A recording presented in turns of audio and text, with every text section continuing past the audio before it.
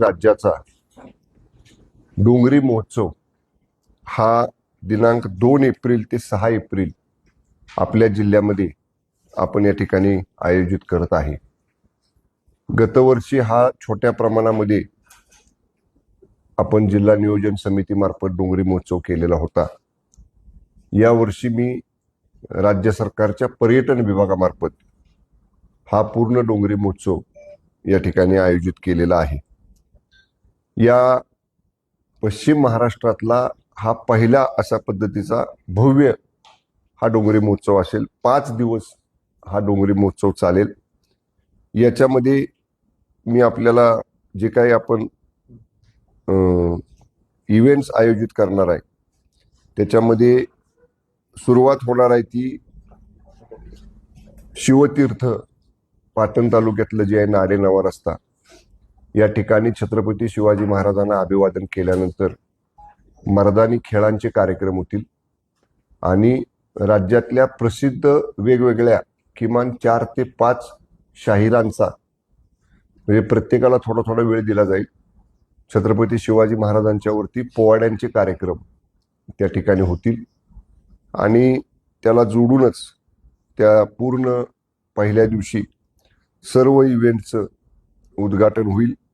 त्याच्यामध्ये एक मोठं कृषी प्रदर्शन आहे, पशुपक्षी प्रदर्शन आहे, महिला बचत गटांचं प्रदर्शन आहे, फनफेअर आहे, त्या इव्हेंट्समध्ये बोटिंग आहे, इलेक्ट्रिक बग्गी राईड आहे, हाऊस राईड आणि कॅमेल राईड आहे, ड्रोन शो आहे, लेझर शो आहे।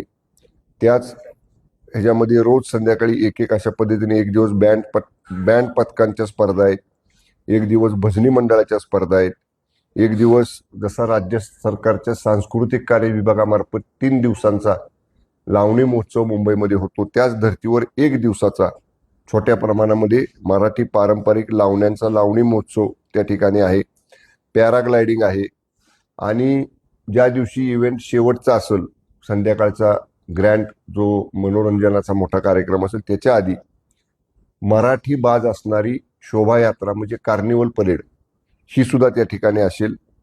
त्याचबरोबर ज्या दिवशी 6 तारखेला सायंकाळी भव्य अशा पद्धतीचा हिंदी मराठी असा संमिश्र व्हरायटी शो असा म्हणजे एंटरटेनमेंट प्रोग्राम हा त्या ठिकाणी आपण आयोजित केलेला आहे। विशेषतः सातारा जिल्ह्यातल्या पाटण तालुक्यातल्या पर्यटनाला चालना मिळावी यासाठीचा हा मोठा एक इव्हेंट किंवा मोठा कार्यक्रम आपल्या जिल्ह्यामध्ये या ठिकाणी आपण आयोजित केलेला आहे।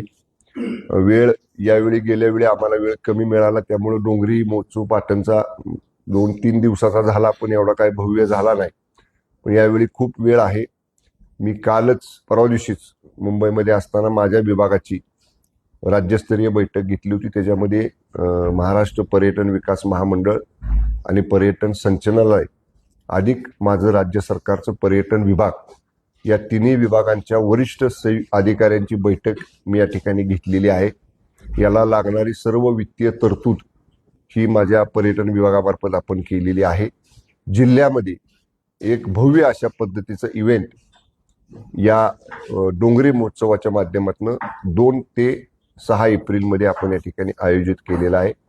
आर्थिक चालना मिळेल, महिला बचत गटांच्या उत्पादनांना त्या ठिकाणी बाजारपेठ उपलब्ध होण्याची संधी मिळेल आणि ह्याच्यामध्ये एक सांगायचं राहिलं फनफेअरमध्ये खाद्य जत्रा आहे।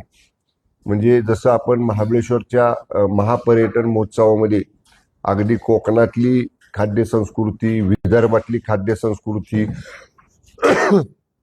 खानदेशातली खाद्य संस्कृती, परत कोल्हापूरची खाद्य, पश्चिम महाराष्ट्राची खाद्य संस्कृती अशा राज्यातल्या वेगवेगळ्या विभागातल्या खाद्य संस्कृतींची खाद्य जत्रा म्हणजे त्या ठिकाणी फूड मेला सुद्धा याच कार्यक्रमामध्ये आपण आयोजित केलेला आहे। त्यामुळे एक आर्थिक उलाढाल होईल, छोट्या व्यावसायिकांना, छोट्या उद्योजकांना त्या ठिकाणी त्यांचा उद्योग व्यापार करायसाठी संधी मिळेल, अधिक राज्यातले पर्यटक मोठ्या प्रमाणात आकर्षित होतील।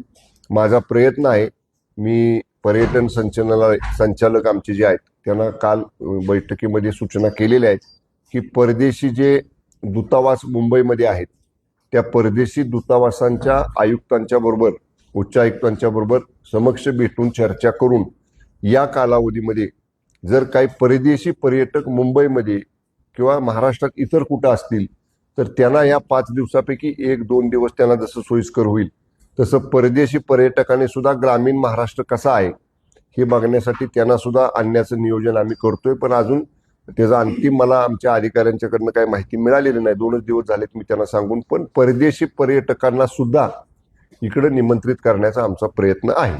ओके, प्रश्न